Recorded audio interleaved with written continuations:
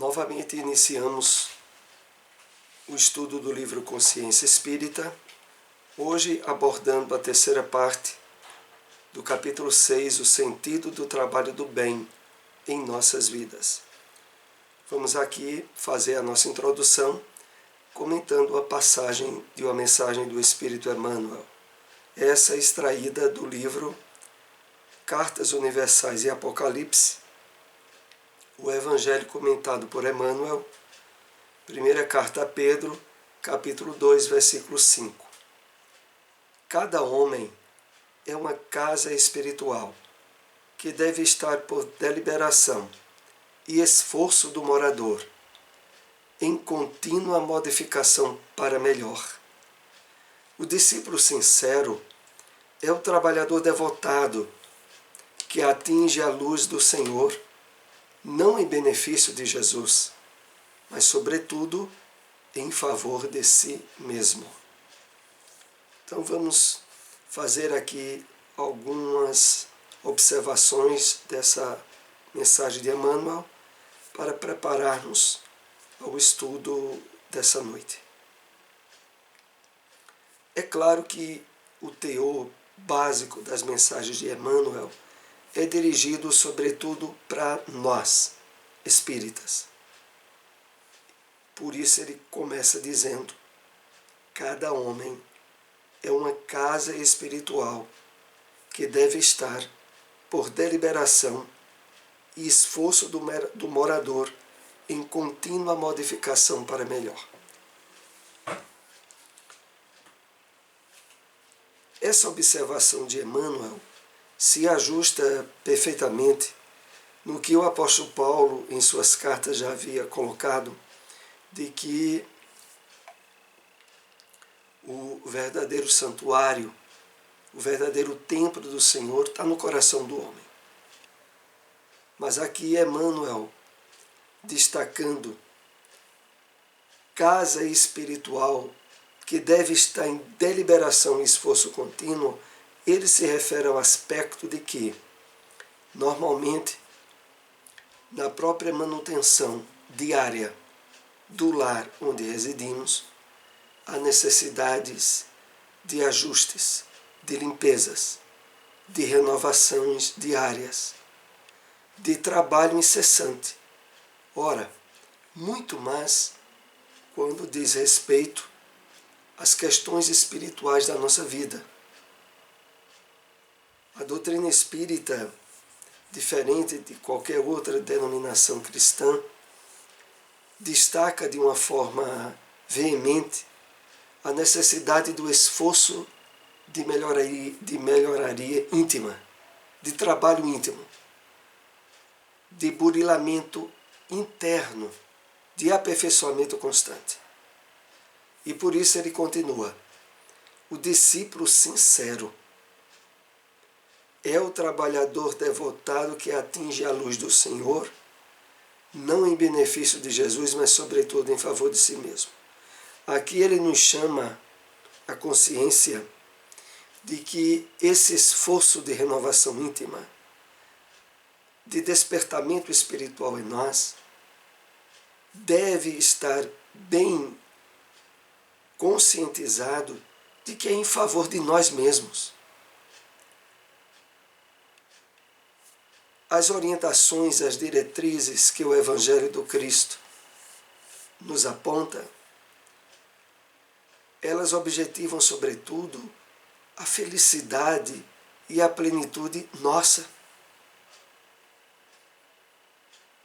O Espiritismo, com isso, tenta, de uma vez por todas,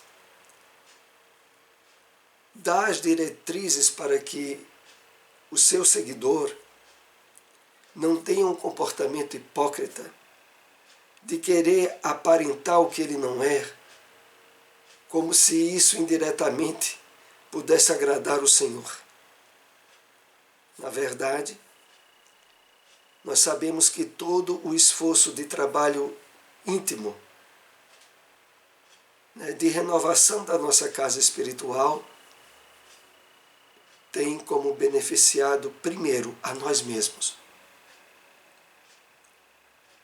pelo estabelecimento da harmonia, do equilíbrio nas emoções,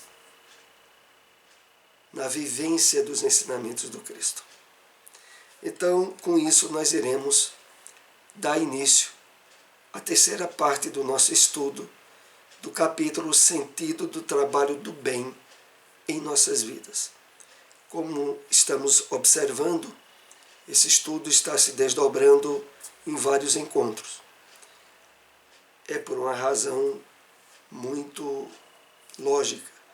É o capítulo maior do livro. E que nós ainda iremos ter outros encontros para dar prosseguimento à análise e a absorção de partes do conteúdo que percebemos serem mais importantes.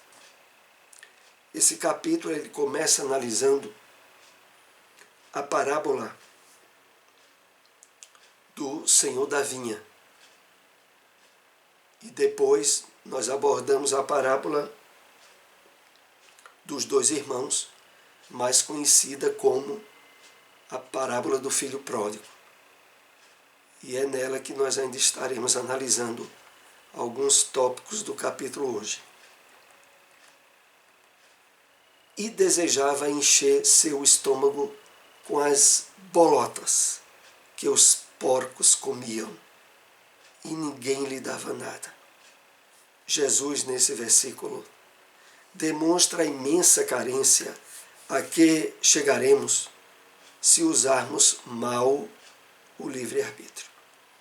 Essa é a passagem da parábola aonde o irmão mais jovem, o filho mais jovem, ao pegar a sua parte que lhe cabia na herança, vai para terras longínquas.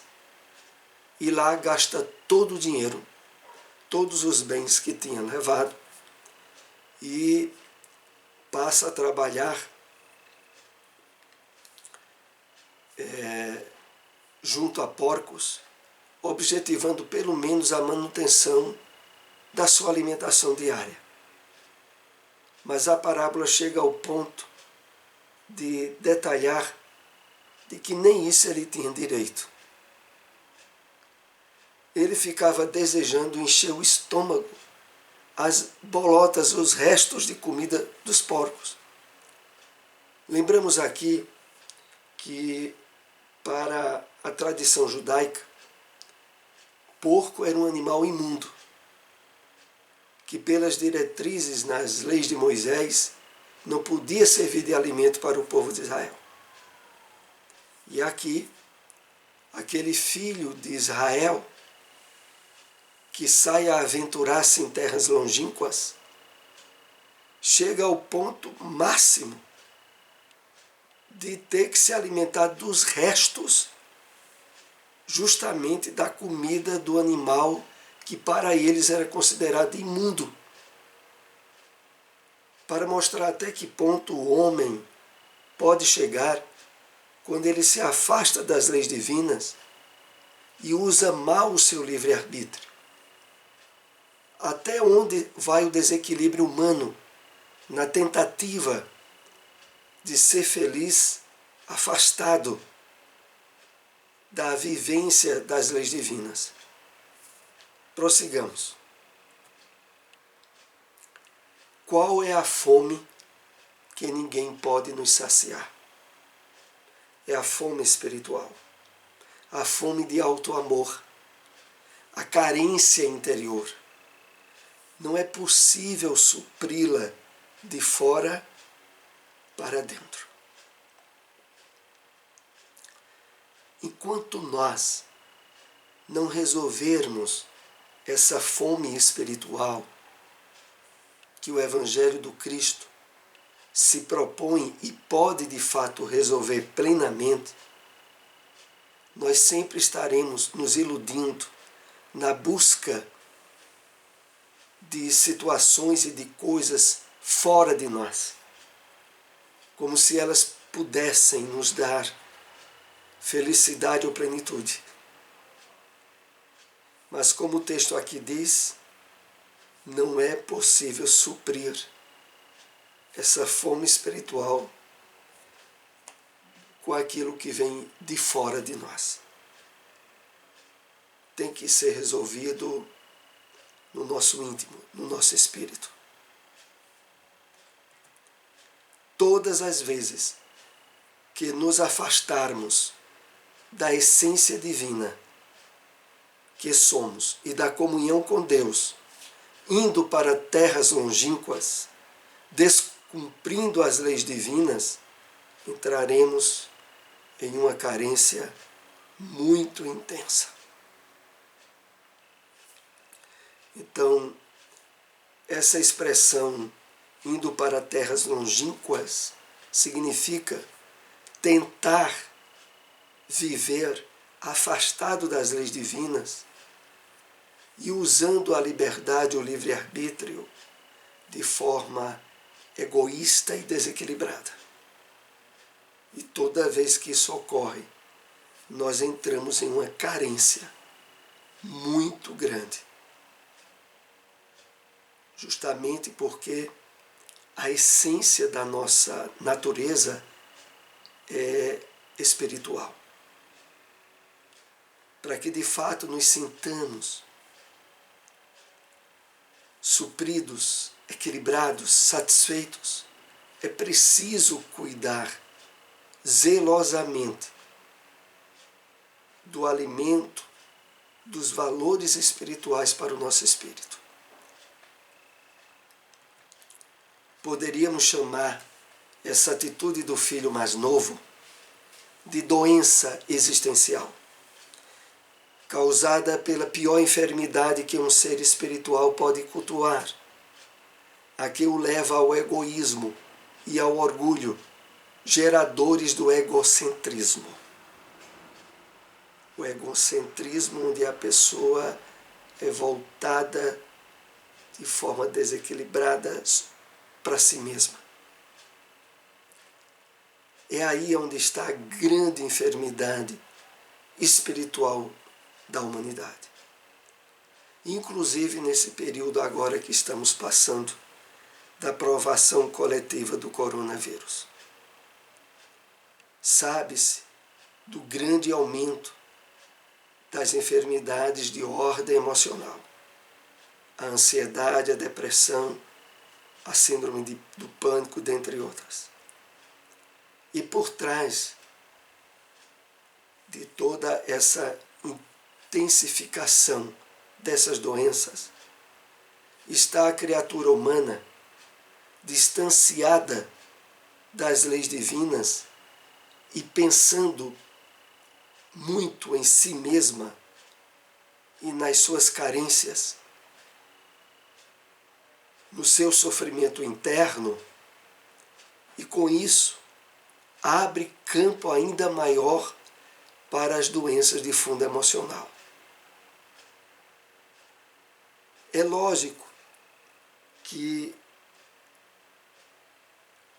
pelo esforço de nos aproximarmos das leis divinas, a consequência normal é começar a pensarmos naqueles que estão em situação mais difícil do que a nossa. É de pensar naqueles onde nós poderemos, de alguma forma, diminuir sofrimentos.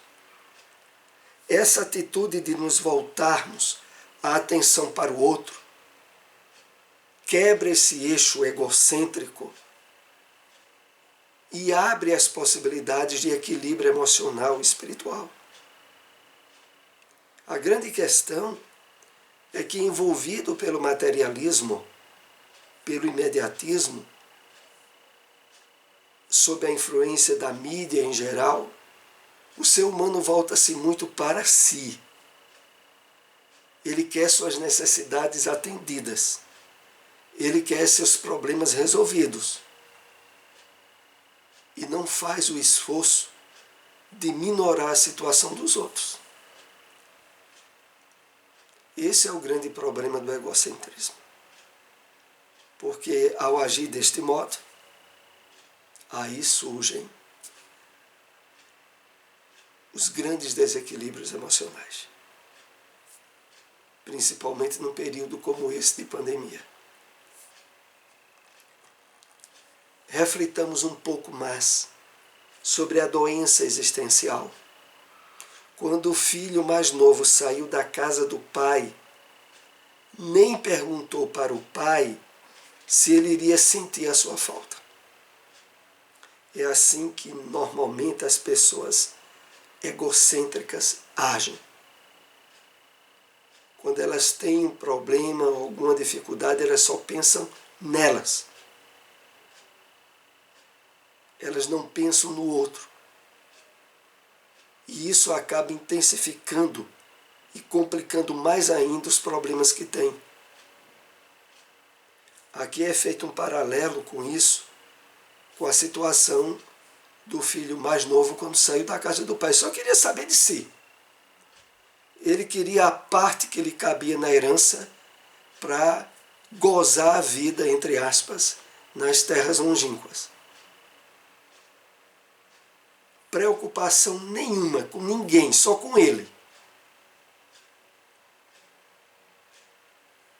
É isso que está por trás das grandes incidências de ansiedade, de depressão e, infelizmente, muitas vezes, de tentativa de suicídio.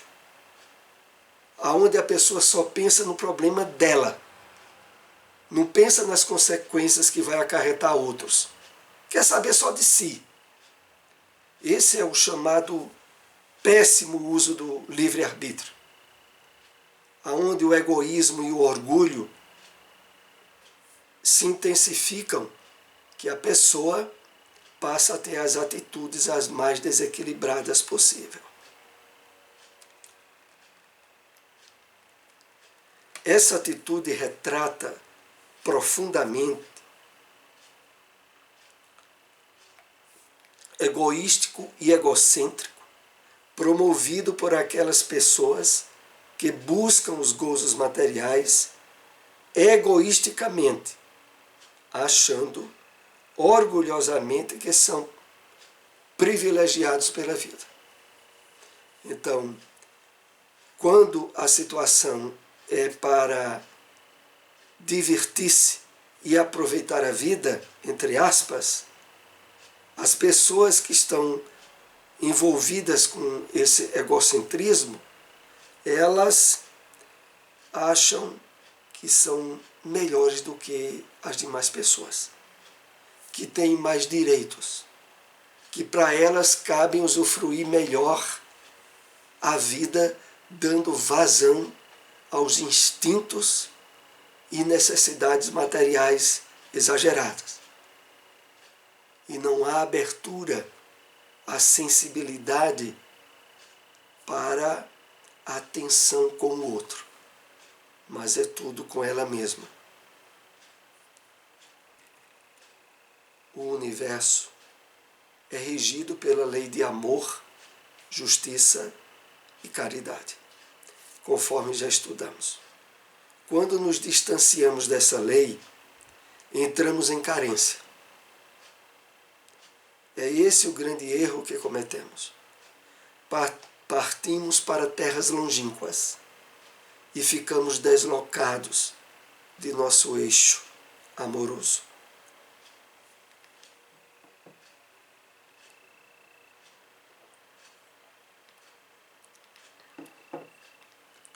Como é importante termos consciência disso, principalmente nesse período de provação coletiva. Ter não é apenas o entendimento, é a consciência de que o universo é regido pela lei de amor, justiça e caridade. A questão toda é que no mundo de provas e expiações, para espíritos imperfeitos como todos nós, os atritos que já causamos e muitas vezes ainda mantemos com as leis divinas, dificulta o entendimento e a percepção espiritual da vida no que está por trás das ocorrências e situações problemáticas ou difíceis, ou provacionais, necessárias para a evolução do espírito. E aí, essa grande maioria distanciada do entendimento das leis divinas, deduz muitas vezes que a vida na Terra, se foi originada por Deus, depois ele deixou para lá. E a criatura humana que resolva. Outros, utilizando argumentos mais frágeis, acham que o mundo todo está sob o poder do demônio e só exclusivamente quando Jesus impor o reino de Deus na terra é que isso irá ser resolvido. A compreensão espiritual do Evangelho que é dada a nós pela doutrina espírita é bem diferente. Primeiro, deixa bem claro que quem está na governança maior do nosso planeta, de todo o orbe ao redor da Terra, é o Cristo cósmico. E Ele está conduzindo da forma perfeita e ideal esse trabalho de evolução, de progresso, que aos olhos materiais, humanos, quando destituídos da compreensão espiritual, só enxerga injustiça, desequilíbrio e morte. Já quando nós vamos absorvendo a compreensão espiritual da vida, o painel muda completamente. E por trás de situações dramáticas e problemáticas, nós passamos a observar os aspectos sutis e espirituais mais reais que estão por trás de tudo isso. Voltando aqui ao texto. Quando nos distanciamos dessa lei, da lei de amor, justiça e caridade, entramos em carência. Então, como neste momento nós estamos interiormente? Essa é uma questão para refletirmos. Qual é o nosso nível de carência? Porque ele significará o nível de distanciamento nosso das leis divinas. Não importa a área onde nós nos verifiquemos com saldo devedor. Se é em termos financeiros, sociais, familiares, afetivos. Aonde nós estivermos localizando carências que gostaríamos que fossem supridas imediatamente, nós podemos ir trabalhando o autoconhecimento, a autoanálise, a observação de como está a nossa vida em termos de harmonia com as leis divinas. Porque aí é onde está a origem da carência. E finalizando o texto diz aqui, é esse o grande erro que cometemos. Partimos para terras longínquas e ficamos deslocados de nosso eixo amoroso. Ou seja, o grande erro que a maioria de nós cometemos é buscar fora, atribuir aos outros, responsabilizar a vida pelas carências, desequilíbrios e necessidades que passamos. Enquanto estivermos responsabilizando os problemas que passamos a fatores externos, sem buscarmos o autoconhecimento, nós estamos no projeto de ilusão e de estar atrás dessas terras longínquas que o filho mais jovem esteve.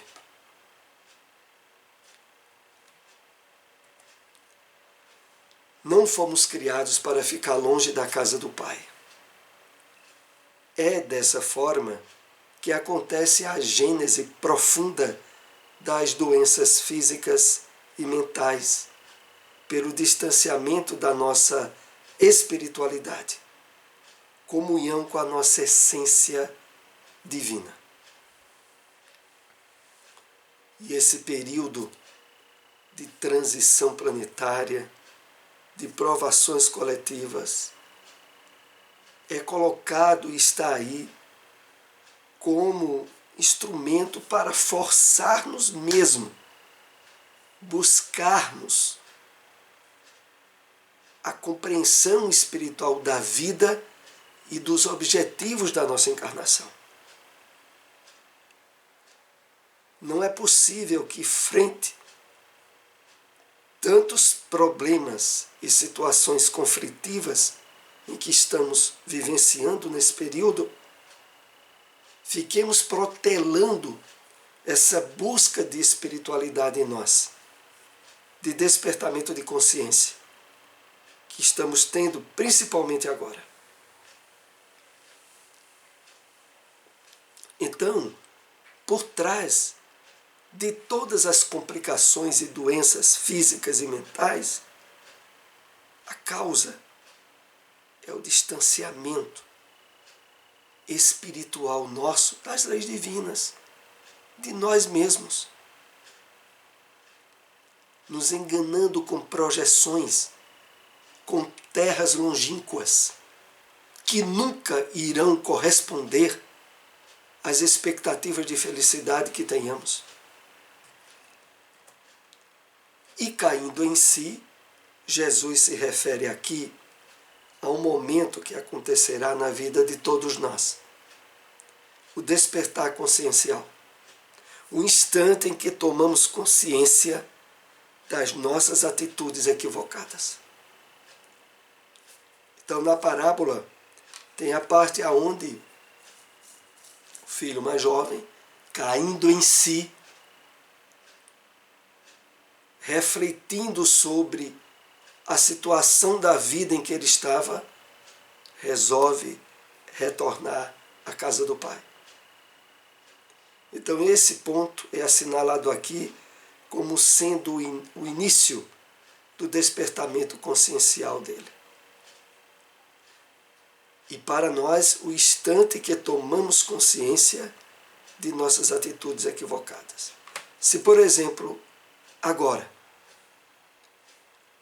pararmos com essa loucura de responsabilizar os outros, as circunstâncias e as situações, pelos problemas que nos atingem, seja em que área for, parando com essa loucura de responsabilizar os outros, nós estaremos abrindo as perspectivas e possibilidades do despertamento consciencial. E nesse despertamento,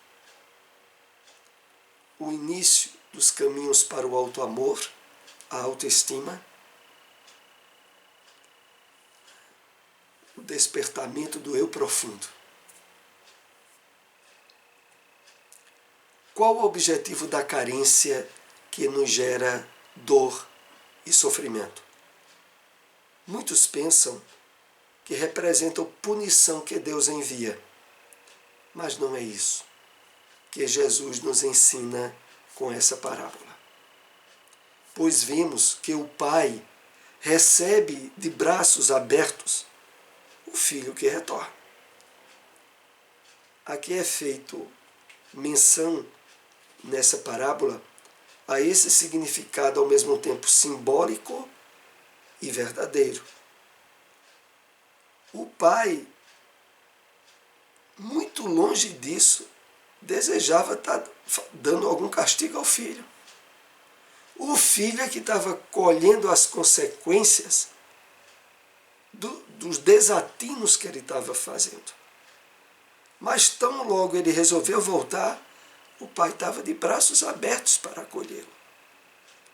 É como acontece conosco na nossa relação com Deus e com a espiritualidade elevada. Os espíritos do bem sempre estão ao nosso lado, desejando nos ajudar a que tenhamos o melhor êxito na nossa encarnação.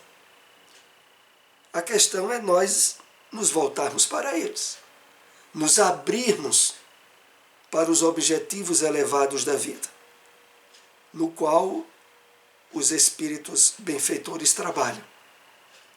Feito isso, eles já estão ao nosso lado para nos ajudar. A semelhança daquilo que aconteceu no livro Nosso Lar com André Luiz, quando ele, depois de passar anos e anos sofrendo no umbral, revoltado com a vida e com Deus, chega um momento em que ele dobra-se de joelhos, numa atitude de humildade verdadeira, eleva o pensamento em prece, pedindo ajuda. De lado dele já estava Clarence. E mais adiante ele é informado de que a mãe dele o visitava inúmeras vezes quando ele estava lá no umbral. Mas, curtindo revolta, contrariedade íntima, excesso de egoísmo e de orgulho, ele não conseguia percebê-los. Quando se abriu a possibilidade, pelo estado de humildade que é o início, a ajuda já estava de lado. Então, de uma vez por todas, seja quais forem os sofrimentos, as tribulações que estejamos passando, nunca achar que é uma punição, um castigo de Deus. É o resultado das más escolhas que temos feito, quer nessa vida, quer em vidas passadas.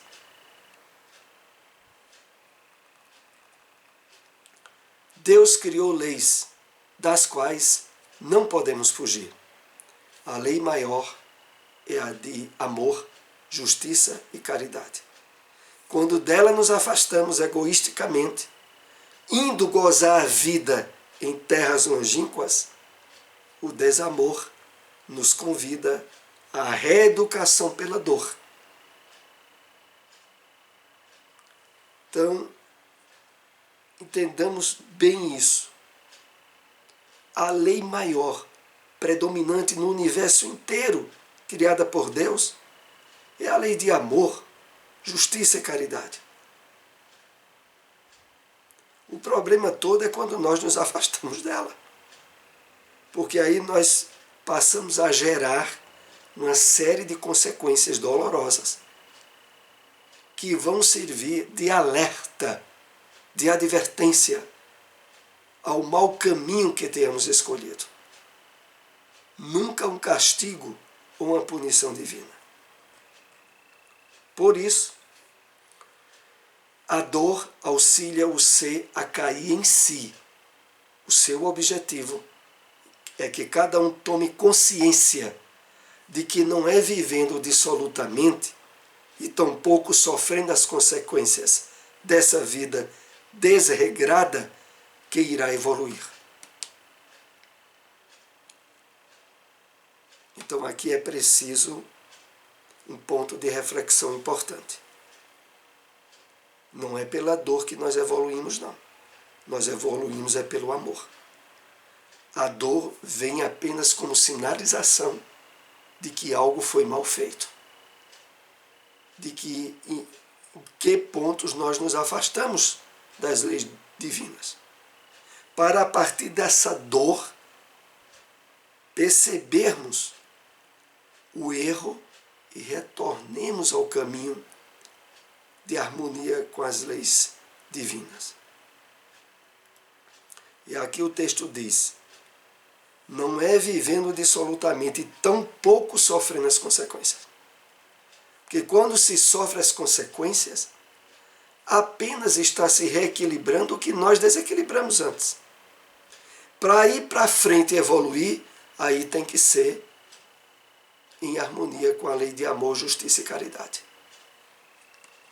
E concluindo o nosso estudo dessa noite, a evolução acontece pelo amor e para o amor. E somente transmutando o egoísmo, o orgulho e o egocentrismo é que vamos viver uma vida repleta de sentido.